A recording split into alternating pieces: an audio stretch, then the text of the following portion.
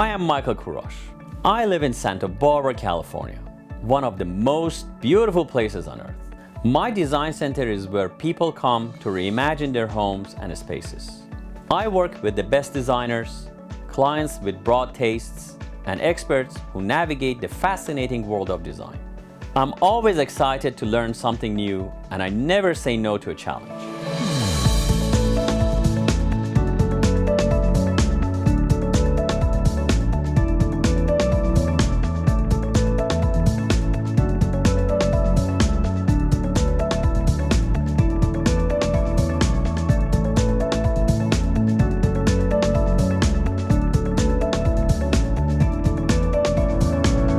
This is Design Santa Barbara.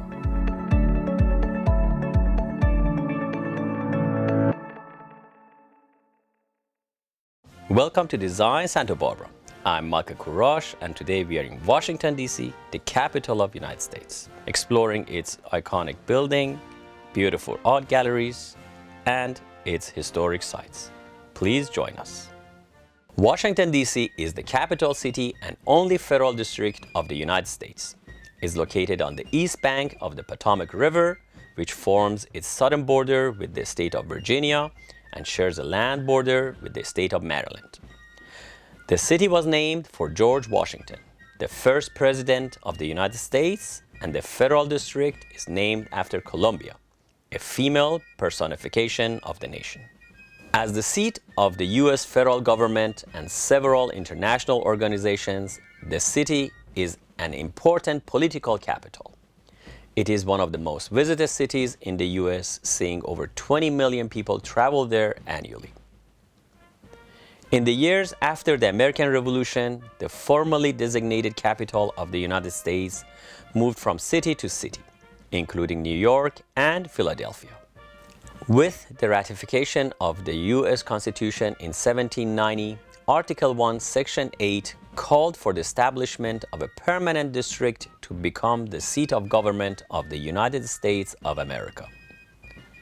On July 9, 1790, Congress passed the Residence Act, which approved the creation of a national capital on the Potomac River.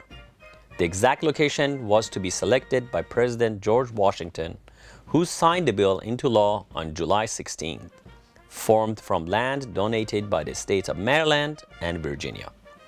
The initial shape of the federal district was a square measuring 10 miles on each side, totaling 100 square miles. President Washington appointed Pierre Charles L'Enfant to devise a plan for the new city.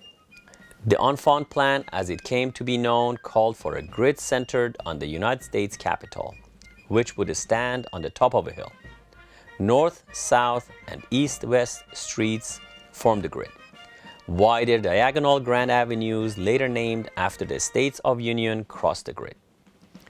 Enfant's broadest grand avenue was a 400-foot wide garden-lined esplanade that became the National Mall.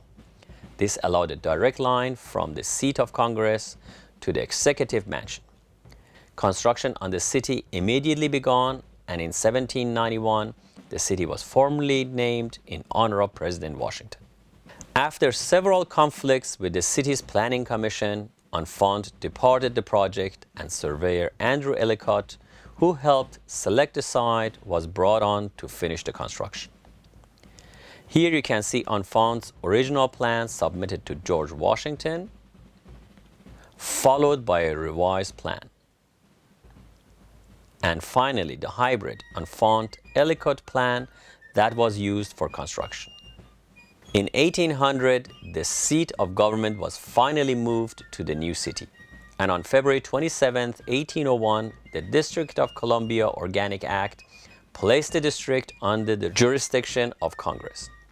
The act also organized the unincorporated territory within the district into two counties, the County of Washington on the northeast bank of the Potomac and the County of Alexandria on the southwest bank. On May 3, 1802, the city of Washington was granted a municipal government consisting of a mayor appointed by the President of the United States.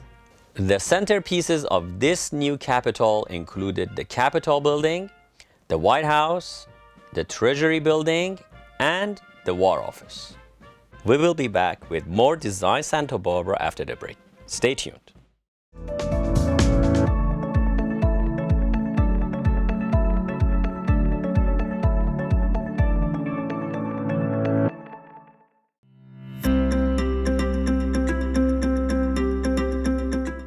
Today on Design FYI, we're going to talk about what not to buy when you're going shopping for rugs. Most big outlets or national chains, they sell nowadays hand-tufted rugs. This sounds like it's hand knotted, it's done by hand, but actually they are not. It's called hand-tufted and is actually a gun that rolls the wool around the warp, and they are not good rugs at all. So this is a sample we're having here for you to see.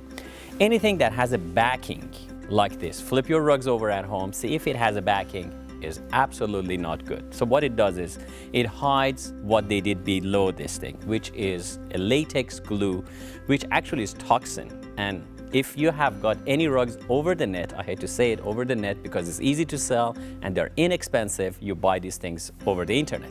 So when it comes to your house, they smell. Have you noticed that? They smell more like a gasoline or more like a diesel because they don't let the latex cure. And the latex that glues this wool to this backing smells a lot. On top of that, they shed quite a lot. The wool is cheap because they need to be inexpensive and they shed.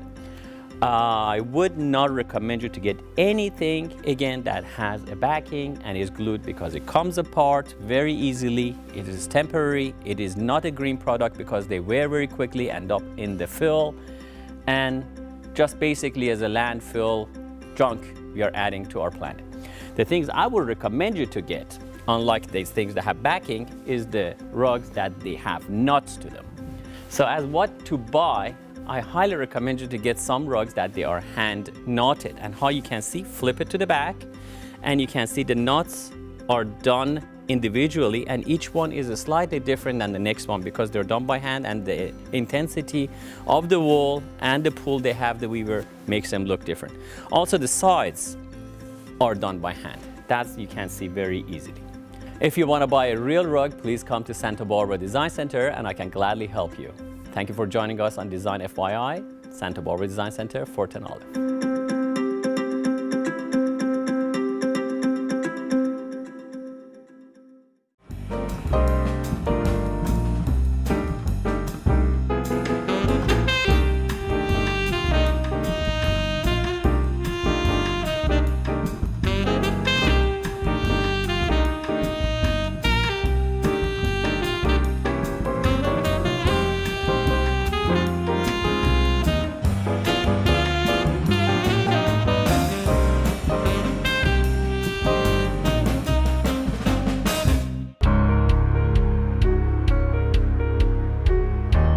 Let's talk about my favorite subject, rugs. Here at Rugs and More inside Santa Barbara Design Center, we pride ourselves in offering the finest selection of rugs. With any size, shape, and design imaginable, let us help you find the ideal rug for your home. We have a vast assortment of new and antique rugs. Whether you're looking for a touch of modern or an heirloom that can be passed down for generations, you will find it here. Also, we offer expert repair and cleaning to bring your treasured family rugs back to life. Don't settle for poorly made internet rugs. Let's get real. They are made with harmful chemicals and they don't last. Our rugs are the best for less, and we always offer our 110% lowest price guarantee. And to save even more, come in during our rug sale and let our expert staff guide you to the perfect rug. Rugs and More inside Santa Barbara Design Center, 410 Olive Street.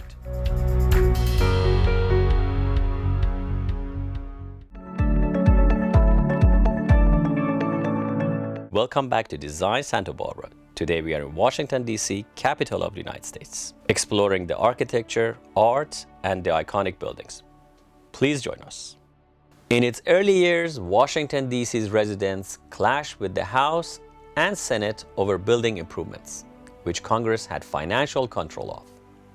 Throughout the first decade of the 19th century, a series of canals were constructed and the city began to grow. But one fateful event during the War of 1812 changed the course of our nation's capital's history. In August 1814, 2 years into the second major conflict between the United States and Great Britain, a decisive victory by English forces left Washington, D.C. strategically vulnerable. Redcoats marched on the city and began to set fire to American government buildings. In a truly heroic act, First Lady Dolly Madison helped load the iconic and priceless Lansdowne portrait of George Washington into a carriage as enemy troops entered the city. Had she not risked her own life to do this, the painting would surely have been lost. For only moments later, as she and her husband, President James Madison, fled the besieged city, the forces of the United Kingdom set fire to the White House. The destruction of Washington, D.C. sent shockwaves across the United States. After emerging victorious from the War of 1812, it was proposed that the ruined Capitol be abandoned and the seat of government be moved back to Philadelphia. The proposal was narrowly defeated in Congress and reconstruction of Washington, D.C. began. By the 1830s, Washington, D.C. was a thriving city of 20,000. With the arrival of the B&O Railroad in 1835, travel to the city from northern and southern population centers became much easier. During its hot, humid summers, the city was known to thin to as few as 5,000 residents as people sought more comfortable climate. As America continued to grow, so did its capital. The halls of Congress were expanded and plans were drawn up to build a massive, imposing Capitol dome that could be seen for miles.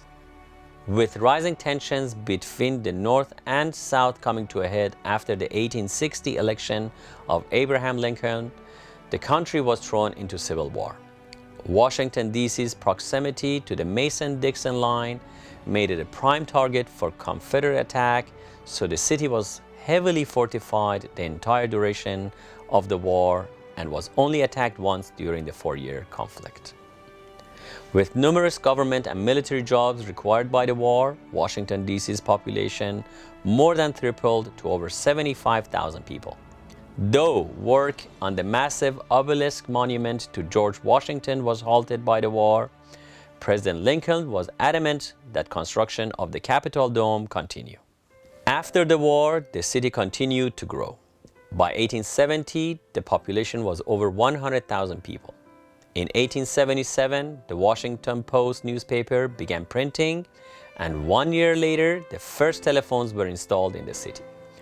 President Rutherford B. Hayes became the first U.S. head of state to make a phone call, speaking to telephone inventor Alexander Graham Bell some 13 miles away. In 1885, the towering Washington Monument was finally completed and dedicated. At 555 feet tall, it was the tallest structure in the world until the Eiffel Tower was completed 4 years later. The discoloration from the Civil War construction delay can be seen to this day. Throughout the Gilded Age, Washington, D.C. continued to grow. Electric streetcar service commenced and embassies of foreign nations were constructed. Today, the city hosts 177 foreign embassy offices. In 1901, a commission set out to redesign the National Mall and created a space that evoked the grandeur of great European capitals such as London, Paris, and Rome. This included dedicated spaces around the core government offices to parks and monuments. The crowning achievement of this remodel was the Lincoln Memorial, dedicated in 1922. As the 20th century progressed, Washington, D.C. grew into one of the most respected cities on earth. The Supreme Court building was completed, the Pentagon became a hub of U.S. defense, and countless monuments were constructed for titans of American history. Let's look at some of them now.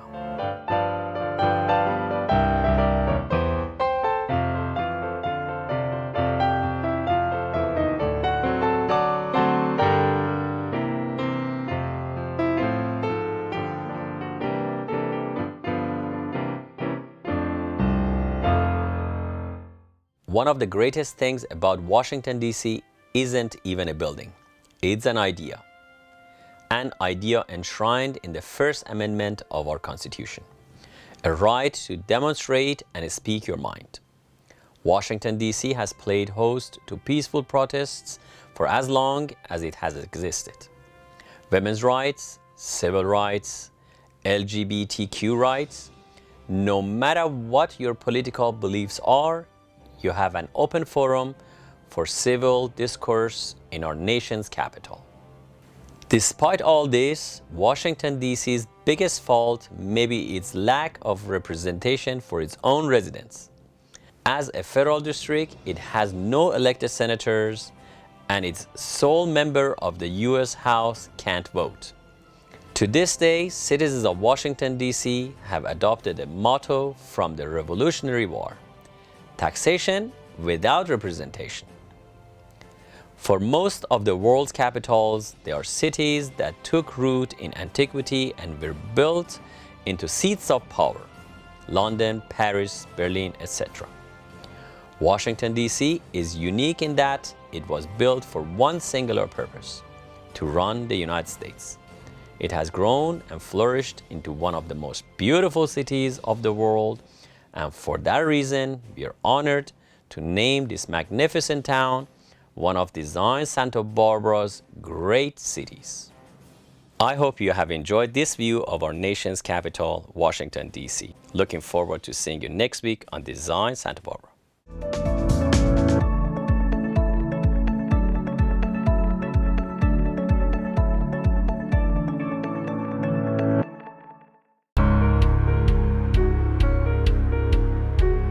How many times in the last year have you said to yourself, I really need a new sofa?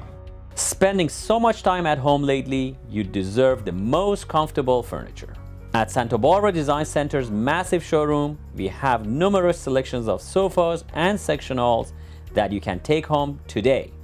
Or we can custom build your dream sofa. We make the most comfortable and stylish sofas and sectionals in the industry today. Just ask the top designers in Santa Barbara. They use our sofas and sectionals in their projects because they know clients are beyond satisfied with the results. For a decision as important as this, don't go online or buy from a catalog photo. Come into 410 Olive Street and let our experienced team help you find the perfect fit for your home. Trust me, you want to sit on it before you buy it. My grandfather taught me about the beauty of the rugs. Each one tells a story. Story about the person who wove it, the person who bought it, the person who inherits it, the person who treasures it. It's amazing how simply looking at an object can bring you back to a different place and time, or remind you of someone you love. At Santa Barbara Design Center, we want to help you find a rug that will travel through time with your family for generations to come. Visit us at 410 Olive Street and find your treasure today.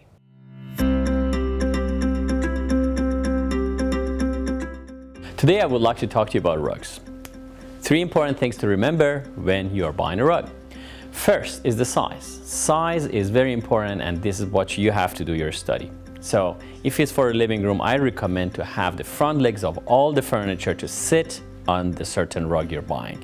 So go measure it. Make sure you have at least a foot extended beyond the front legs. If you can afford it, get a rug that encompasses all the furniture to be sitting on it.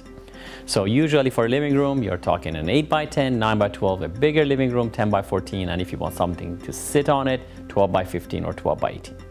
Second, there is the style. It is very important that the style you pick matches the house you have. Check the room. Is it a traditional house? Is it a modern house? Is it a transitional house?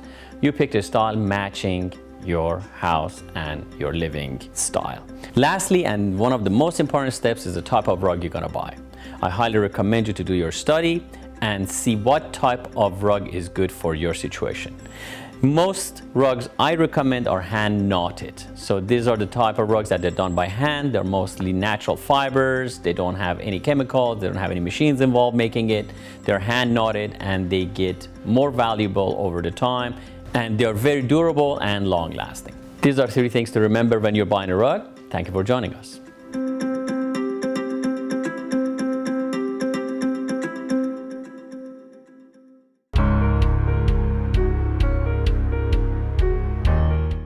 This week on Michael's Minute, we're gonna be talking about my favorite subject, rugs.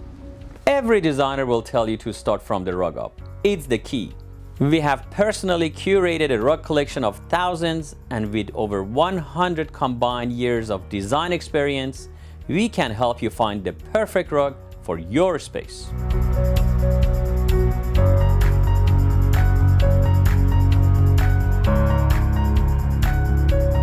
And if you absolutely have to look online, go to santabarbaradc.com or rugsamore.com, find the perfect rug, then come in here and see it in person. I will gladly show it to you myself. And with all our rugs 50% off, our prices can't be beat. Come into 4th and Oliver Street and let us help you find your rug.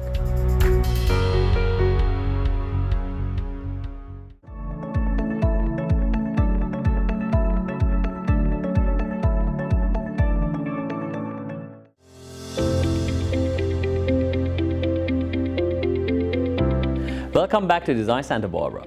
This week we are learning about incredible antiquities from around the world. Here we are in front of this magnificent Mughal gates. So these were made during the Mughal period and they're very exquisite and not too many of them are in this scale. The Mughal Empire, encompassing much of modern day India, existed from 1526 to 1857. Although founded through military conflict, the Mughal Empire revolutionized the region with its approach to government administration. The initial tax codes set up by the monarchy allowed for economic expansion and a certain level of upward mobility for the middle class. A uniform silver currency created robust trade and government stability. This was also an incredible time for the arts. Mughal art flourished under royal patronage, resulting in painting, poetry, textile creation, and as we are about to see with these gates, architecture. Several Mughal sites are today protected as UNESCO World Heritage Sites, including Fort Agra and the Taj Mahal. Although it lasted nearly 3 centuries, the Mughal Empire eventually fell due to European expansion and eventually British occupation. So this was made for the outside gates of a summer garden that the Mughal aristocracy and emperors used to have outside Yamuna River, outside Delhi, and you know where Taj Mahal is, that's the river that runs next to it. They were living like any king, but even better, because they had all the wealth in the world and they were actually cultured and they were enjoying life.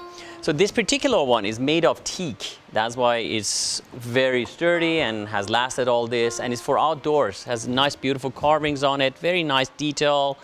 And if you look carefully at it, it is one ginormous gate and one little one. So this was made originally for the emperor and entourage to come in, and they used to go around. They didn't have Rolls Royces back then, so they had horses. So they used to open the double door, and as you can see, a man on a horse could go through it.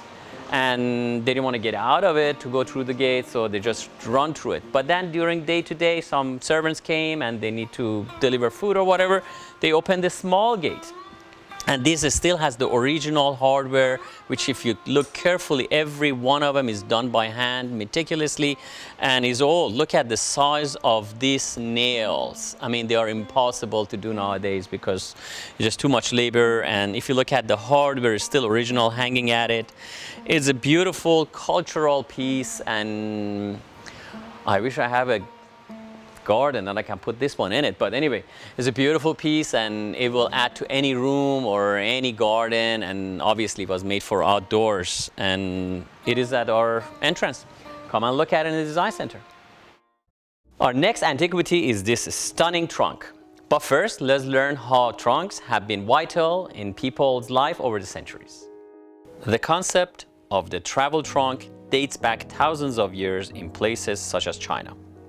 Trunks can serve as an easy way to move clothing, food, or personal treasures while traveling, or storing objects of value at home. Many early trunks were heavily fortified to protect valuables.